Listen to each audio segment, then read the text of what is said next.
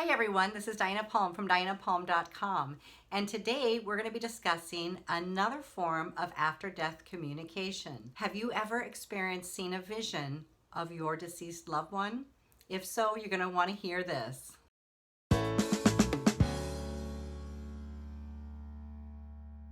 Experiencing a vision of your deceased loved one is another form of after-death communication, which typically occurs closer to the time of your loved one's passing, when you're still thinking about them really intensely and you're really connected to the events surrounding their life, what their life meant to you, and you're going through this kind of emotional mental purging of all your memories and time that you spent together.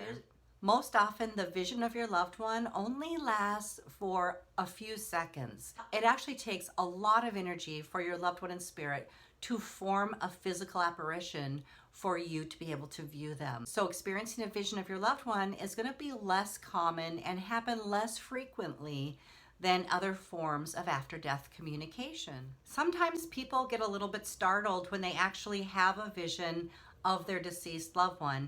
And I want to let you know that it's absolutely okay. It's actually welcomed, and it's a very, very loving way for you to realize that they are still with you.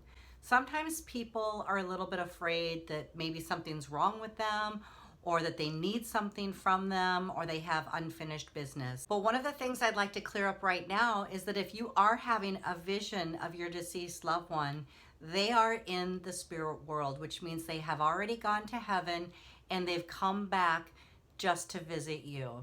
Now, it's possible that they could visit you and they could visit their grandma on the East Coast at the very same time.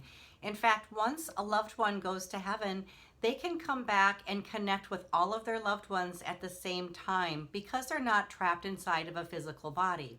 When your deceased loved one comes to visit you in a vision, they're usually stepping forward and allowing you to see them because they're trying to evoke something in you, and they're often trying to remind you of who you are and what you came here to do.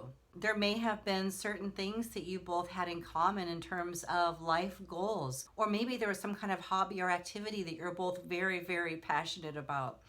See, as a friend, we tend to bring out the best in those that we love. And when your loved one is coming to visit you and they're appearing to you in a vision, they're often reminding you of this beautiful gift that they brought out in you. They want to make sure that you don't put that part of yourself asleep. They want to make sure that you keep active, that you continue to do these things that you really love to do. And they're there just to remind you that part of them lives on with you and that they'd like to see you still do those activities, those hobbies, and whatever it was that you were passionate about or that you shared in common with them. They also want to let you know that they're okay, and they want to help us move forward through our grief so that we can remember our connection with them and our purpose for being alive and being here still. When our loved ones pass, it's almost as if their final parting gift is integrating a part of themselves with us.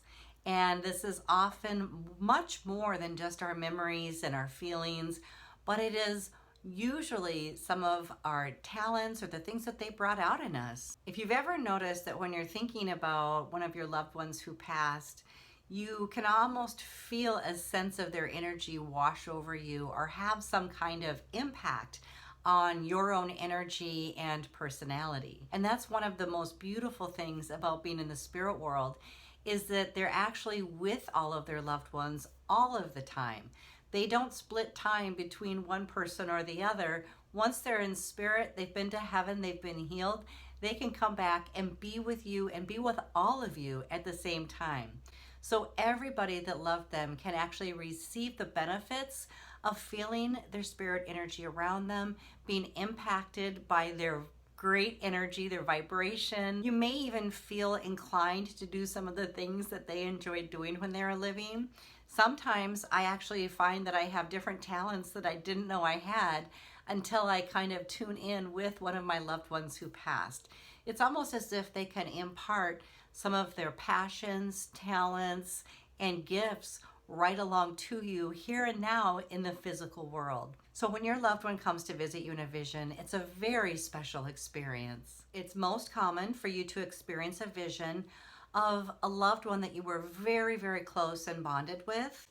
Although you could experience a vision of a loved one that has had a difficult time reaching other family members, and if you're the most receptive one in the family, they'll often all funnel their way to you to make sure that somebody is seeing them and knowing that they can share the message that they're okay and let everybody know that they're at peace. Visions of deceased loved ones are also known as twilight visits. The reason visions of deceased loved ones often happen in twilight visits is because we experience the theta brainwave as we're falling asleep and waking up. We all go in and out of the theta state all throughout the day, but the most receptive time for you to actually have a vision of your deceased loved one is when you're falling asleep or waking up. That could also happen in the middle of the night if you wake up in the middle of the night because you sense something or hear something.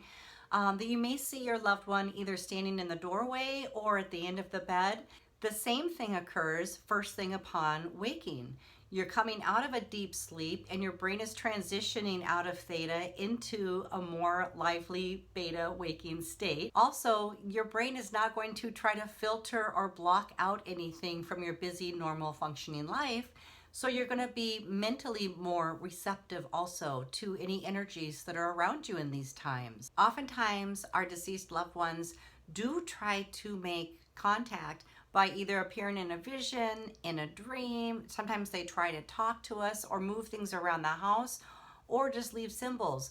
But when somebody is in a very, very deep state of grief, they're often in such a heavy state that they're not actually perceiving any of the signs around them. If you have experienced a vision of a loved one, I would love to hear all about it down in the comments below. And if you enjoy learning more about after-death communication, make sure to check out the rest of this playlist. Also like it and subscribe so that you can watch my videos every single Thursday.